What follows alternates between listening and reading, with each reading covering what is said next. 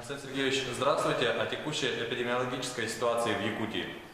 Здравствуйте. У нас ситуация развивается следующим образом. На сегодняшний день зафиксировано 2753 случая коронавирусной инфекции с начала ее здесь у нас в республике. За последние сутки 67 новых случаев, из них 64 по городу Якутску. Если по городу Якутску мы видим ситуацию достаточно такую стабильную, между 60 и 70 заболевшими уже в течение последних недели, то по республике хочу сказать, что 67 заболевших – это минимум уже, наверное, за последние несколько недель, начиная с 20 мая.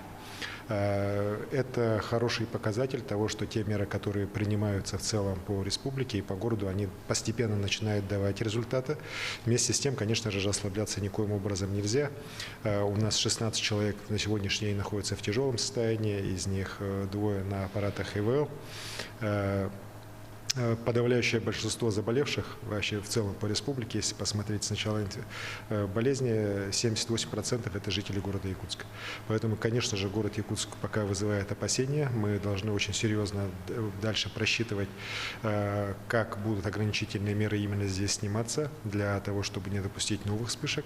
Вместе с тем, еще раз говорю, что у нас определенная стабилизация есть за последнюю неделю. Это как раз в том числе и результат тех действий, которые были приняты оперативным штабом республики и города в части введения определенных ограничительных мер по торговле.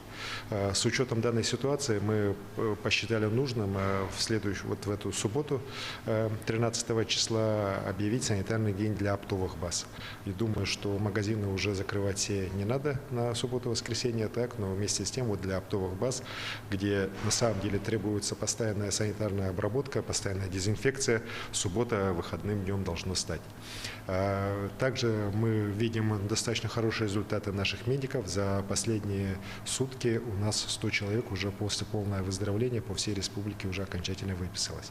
Мы очень надеемся, что к концу недели мы сможем получить еще лучшие результаты, которые нам позволят начать снимать ограничительные меры уже по ряду районов, и в том числе мы надеемся и по городу Якутску. Но, конечно, при этом мы должны все помнить, что меры надо соблюдать очень строго, ограничительные в эти дни. Тем более у нас сейчас сезон отпусков начался, у нас сейчас большое количество детей выезжает из города в районы, и мы, к сожалению, уже имеем случаи именно завоза через детей болезнь те или иные районы республики. Поэтому берегите себя, берегите своих детей и наше старшее поколение. Спасибо. Спасибо большое.